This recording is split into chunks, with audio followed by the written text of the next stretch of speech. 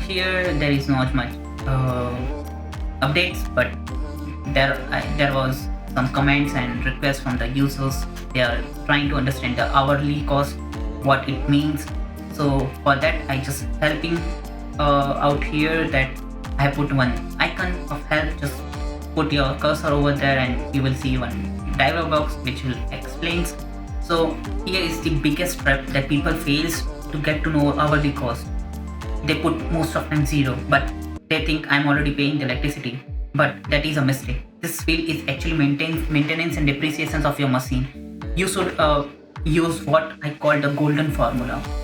Take your printer purchase, add the cost of lifetime parts and divide that by the total expected working hours.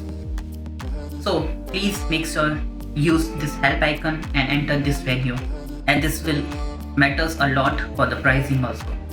Now the power consumption. Power consumption is the standard electricity usage by your printer, which this number you can find easily at your back of your printer label, which means the power consumption by the printer.